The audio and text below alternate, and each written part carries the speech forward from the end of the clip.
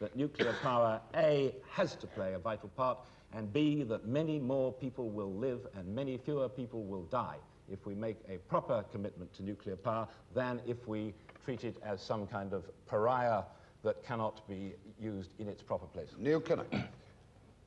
I think that the major dependency on nuclear power in this country as elsewhere is an absolute future guarantee. I don't think it's avoidable because of exactly the qualities that it has that the question Mr. Powell outlined. However, what we do have in this country especially is the great luxury of very substantial reserves, 300 years worth, so people say, of coal, of a substantial oil resource and gas resources, and not yet a serious investigation of alternative means of generating very cheap energy in its use at least. And what we have is the opportunity, therefore, to develop means of generating nuclear energy with even greater safety than that which has impressed Peter Jay up until now. Now, the other thing is, I don't think we can separate our continued movement, for as long as the government has its policy way, towards dependence on nuclear energy generation from the whole of the weaponry and the defense connection with the nuclear effort. And consequently, there are two sources of fear. One, not just the contamination of the environment, but the extermination of parts of the environment, which is a much more serious degree of consideration. And secondly, how closely integrated all of the disciplines associated with nuclear energy generation are to our defense and security systems, and how much they can in turn jeopardize our national interest and indeed individual liberties. Now, those questions haven't been sorted out yet, and I wouldn't accuse Peter of flippancy, but certainly a degree of complacency if he doesn't take full recognition of the opportunity we have for many years to come yet to simultaneously undertake a very serious and intensive study of the development of fail-safe systems of nuclear energy generation as being an acceptable and benign thing, but in the meantime, to make our major commitment continually upon the more traditional forms of energy generation and in the knowledge that we have got that time at our disposal and that what we require to do is to take that into account. Secretary of State for Energy. Well, there's no doubt at all that the track record of nuclear power in terms of safety is enormously good, in fact better in terms of human lives and accidents than any other form of power generation. Indeed, when things do go wrong, like they did at 3 Mile Island at Harrisburg, it said that the worst threat to health was the neuroses brought on, the anxiety brought on by those watching the television reports about it. And indeed, it's been calculated that the radioactive exposure of those living near the 3 Mile Island nuclear station during the accident was the same as that which you would get from a fortnight's holiday on Dartmoor from natural radioactivity. So the dangers are very small indeed, and it is a very safe industry. Now, I think we've got to be careful about using the word dependence for the future. It isn't my view that we should depend in this nation to the point of total exclusion of other sources of energy on any one single source. I think that is a danger. And just as in our household we want a diversity of fuel supplies and you don't want to be caught too dependent on one sort, so in the nation as well we should have a diversity of supplies in the future. What do you see it at the end of the century? 30% nuclear? Some 30% of our electricity nuclear, but certainly we will be relying also on coal. Coal is an industry of the future as well as an industry of the past, and it's got tremendous potential in the future. The alternatives and wind and wave power and tidal power will have a place to play in the longer term future. But Peter Jay is right, nuclear will be there. I think it is a mistake, if I may say so, to confuse this issue at all with nuclear weapons and military questions. Civil nuclear power is a totally different matter.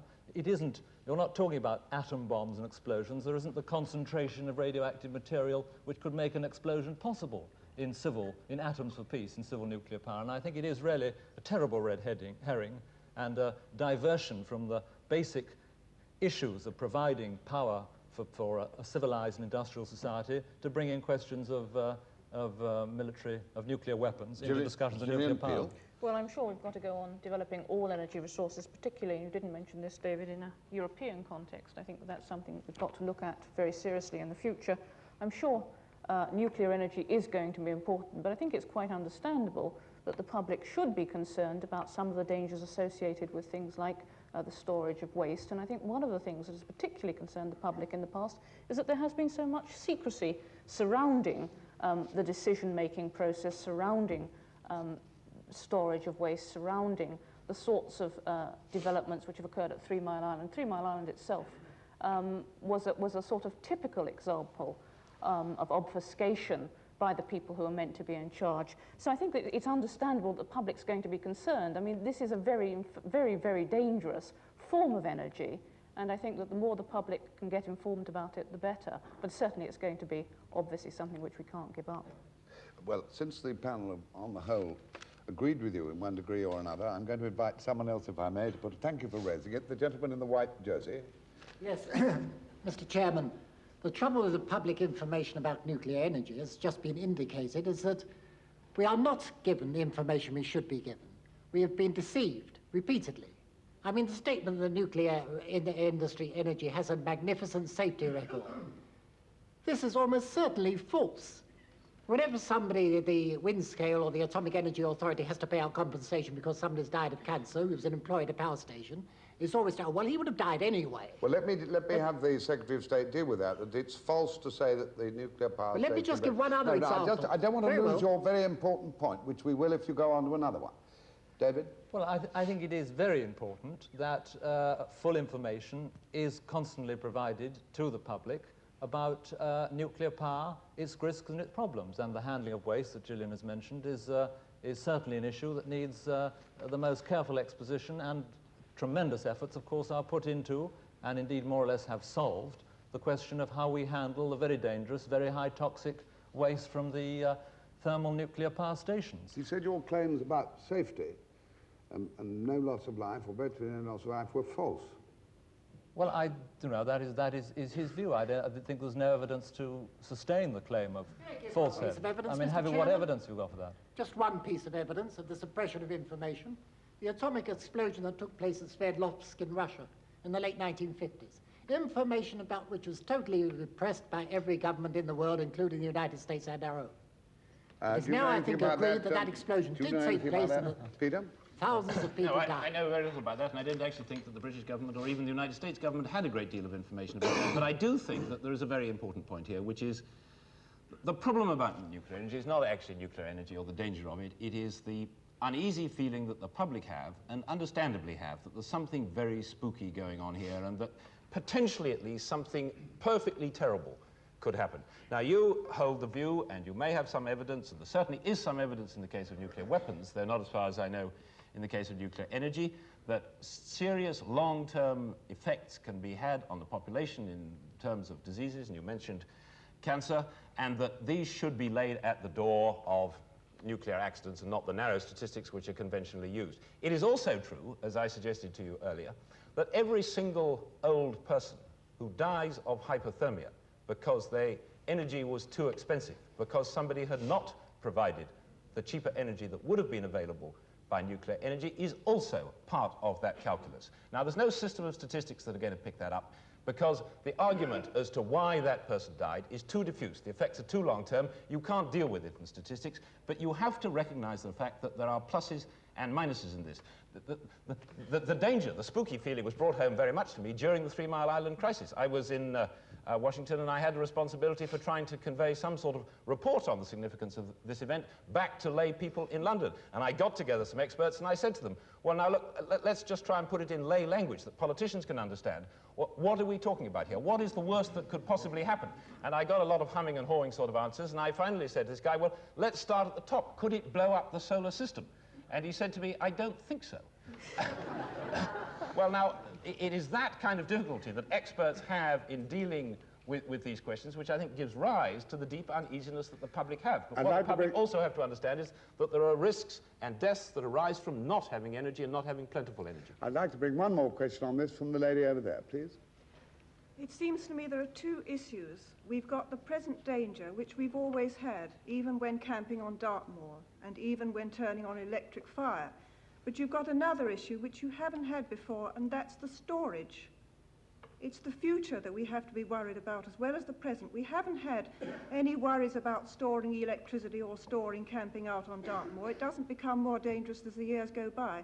But some of these materials can remain toxic for millions of years. You've got two separate issues. And the second issue, we have no experience of dealing with. Would you deal with that, shortly, Secretary of State? Well, it's quite correct that we are dealing with a small volume, we're talking about very small volumes indeed, of highly toxic, really nasty waste. And the technique developed today is to encase this in glass, a horrible word, it's called vitrification, and encase it in steel, and then either store it on the ground, and I mean, we could go for many, 30, 40, 50 years in this country with full blast nuclear power, and it would still only cover half a football pitch, and or it could be restored underground in geologically stable rock where it would stay for time everlasting thereafter.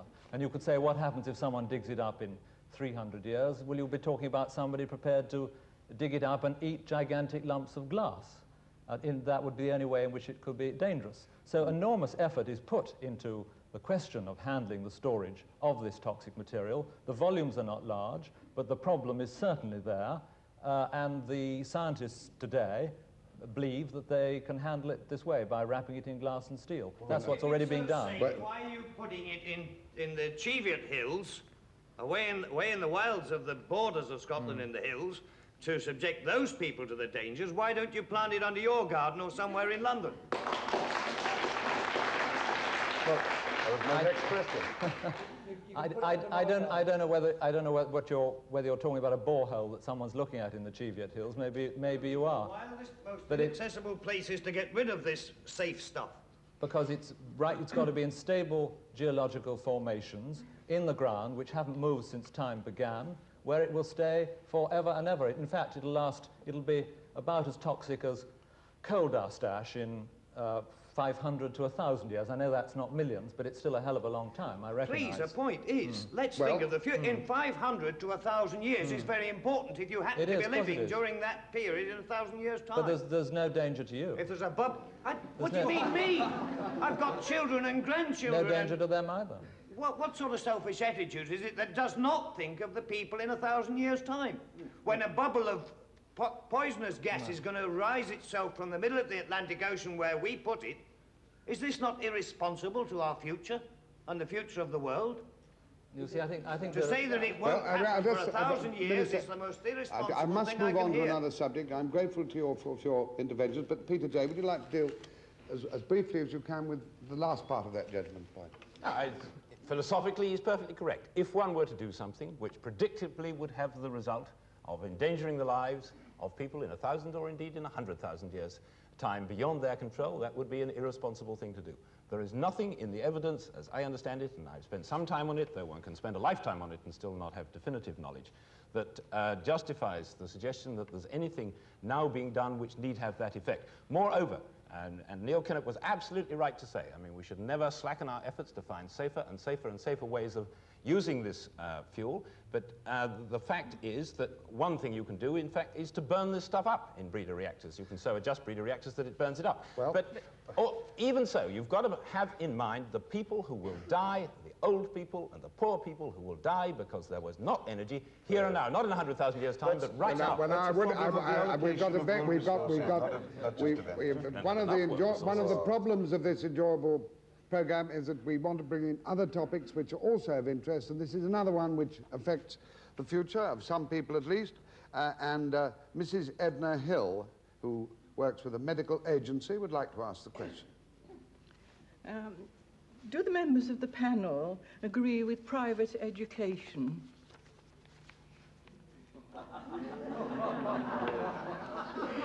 Gillian Peel, do you mean, I'm not seeking to translate your question, but you want to know whether they think it should be abolished? 2 for, 2 against. I want their individual opinions. Right. Yes. Gillian Peel's individual Yes, I opinion. can't say I benefited from it myself, but I think that in any free society, it's an essential component. I can't think of any Western democracy that in fact prohibits parents from educating their children in the way in which they think fit. And so although I, on the whole, would prefer to see a much better state system than we've got at the moment, would like to see parents who now send their children to public schools sending them into the state sector. I would not want to use the power of the state to abolish the right of parents who want to do so to send their children to private schools. Neil Kinnock. Can I just say that my objection to the private system of education is precisely on the basis that Gillian put it. And that is that she would like parents who send their children to the private sector to send them into the state sector. The fact is that for as long as we have a private sector in which people buy something rather more than education, access to a rather wider area of opportunities and facilities for their children, in fact, they're not purchasing education alone, then they aren't going to be sending their children into the maintained sector, because we don't have a state sector in this country. We have a sector that is maintained by resources and is diversified. They're going to exalt the traditional forms of education, and my objection to it is not of envy, or an objection really to people spending 2,000 or 3,000 quid a year on educating their children, but of the fact that in this country, unlike most other countries, the private sector is held up as a model for all of the remaining sector of maintained education to emulate, as if bought was best. Would you Now, abolish private education? If I can just finish the answer to the question, then I'll answer your question. Well, it's not my question. It's Right, inherent yes. in the other question. All We've right. got a limited amount of time. I'll answer both questions in that case, I Robin. mean, you know, so there's an audience and yes. 4 people, so I Right. have to stop people at some stage. I enjoy that. I probably would have finished by now. Not if you hadn't objected. No, not at all. Do you want to abolish them? So I will answer that question in a moment. I'm giving you the reason why I would take steps to secure their abolition. I think that's much more important than a yes-no oversimplified Take answer. steps to secure abolition, Yes. but not abolish. Because I don't think it can be done dramatically or as a matter of precipitate policy. And the reason is that as long as we have that system held up as the model for emulation, it will always not only weaken the maintained sector, but infringe upon the freedoms, a very important part of the argument, of other people to command the best of status, of access for their own children who constitute the majority in this country. Am I in favor of their abolition? For those educational reasons, for those reasons of society, for those libertarian reasons, yes, I am in favor of the abolition. I've always made that very clear. David Howell, not only a member of the cabinet, but an old Etonian. I say Well- that with as a neutral comment. Well, that's what's called stereotyping, isn't it? But I wouldn't be as somehow defensive and perhaps even defeatist as those who perhaps think and argue like Neil do about the British educational system. We hear so much talking it down and saying this bit is bad and that bit is bad. I think that's wrong. I think of course there are bad bits, both in the state sector and in the fee-paying sector. There are bad schools and good schools, and we all know, we've all got experience of all of them. But on the whole, I think the mixed education system, with the precious and admittedly rather expensive right, if parents are prepared to make the sacrifice to send their children into the fee-paying system, is a good balance, and a system that can be developed and can do this country proud. And I think so much of the analysis which leads to this great social engineering view, that you've got to do away with the freedom of parents to be allowed to send their children where they want and insist on a total state system, begins from a basic defeatism and a false analysis about this country which doesn't actually match with what's really going on in our nation or in our schools. And therefore I don't even start from the same point as Neil, and I certainly don't take the view that one should do away with, for political or any other ism reasons, a fee-paying education. I think that would be a dreadful, ugly thing. Peter.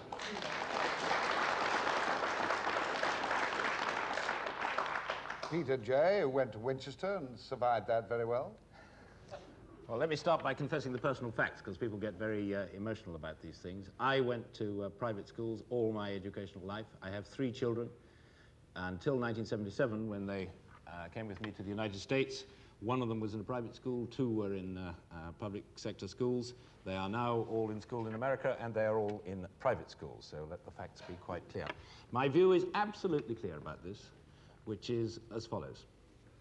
I believe that our society is gravely and probably irretrievably disfigured by its class divisions.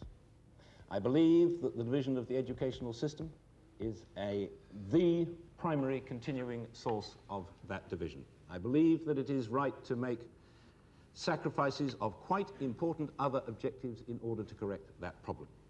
Therefore, as a citizen, as a voter, and as if I were, which I'm not, a politically active person, I would work, and I do vote, and shall continue to vote, for any party and program which is likely to lead to the removal of the gulf between public and private education, and that in plain English is the abolition of private education. That is what I believe as a citizen is the right policy. At the same time, and without any apology whatever, as a parent, so long as we live in an unreformed situation, I shall continue to make the decisions for my children which I believe to be the best ones for them here and now in the imperfect world, whether they're being schooled in America or schooled in England at that moment in time. In exactly the same way that if I'd been a parent in the 1930s, before we had a National Health Service, I would have campaigned, I would have argued, I would have voted for the creation of a National Health Service. I would not, if my children had got sick, have said, I will not, however, pay to have them medically treated because of the situation in which we then lived in. But is that a fair analogy, Peter? Because the National Health Service doesn't stop you going to a private doctor. Certainly not. I don't go to a private doctor here and now, and I wouldn't dream of doing so because I believe I would get worse medicine that way.